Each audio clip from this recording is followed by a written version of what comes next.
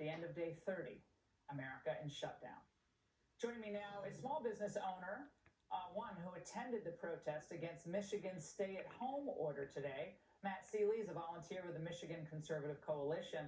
Matt, your governor essentially said today that you'd be stuck in the house anyway because there's snow on the ground, a late snowstorm in Michigan. Your response to that?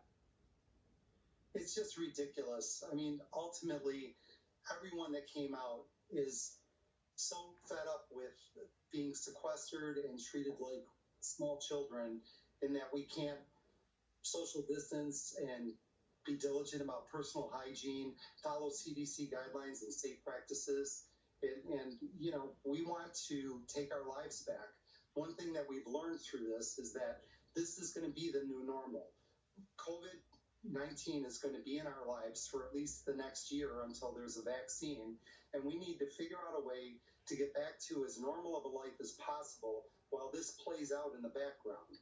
The solution is not to lock us into our homes. Well, I'll say, if you say when we get a vaccine, it always amazes me to hear people say when we get a vaccine. We don't have an HIV vaccine. We didn't complete a SARS vaccine.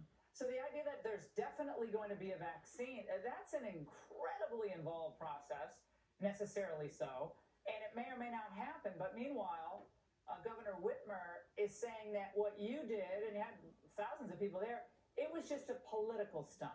Check it out.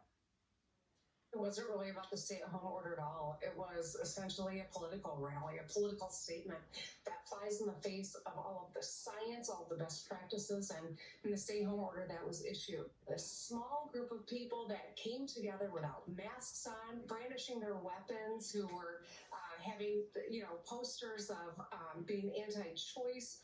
I mean, this was a political rally. She says it's political, and suddenly she starts bringing up anti-choice. I mean, I don't understand that, but is there any fairness to that criticism that it wasn't a bipartisan group of people? It was basically just a bunch of Republicans wanting to make her look bad. No, in fact, we went out of our way to make this bipartisan. This is not a political issue. To us, we would have come out and had this same protest with a Republican governor or an independent governor.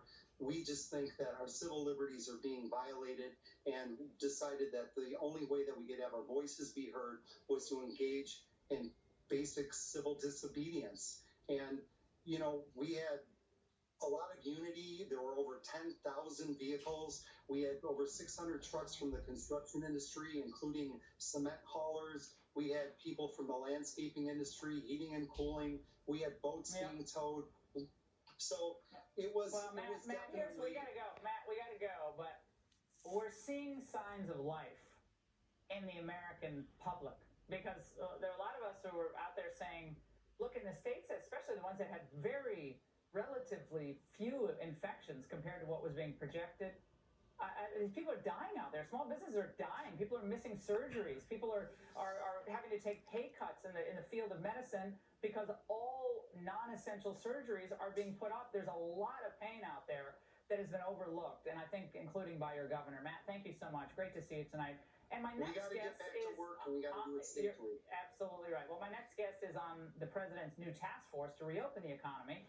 Joining me now is Jimmy John Liotto, who is the founder of Jimmy John's restaurant chain.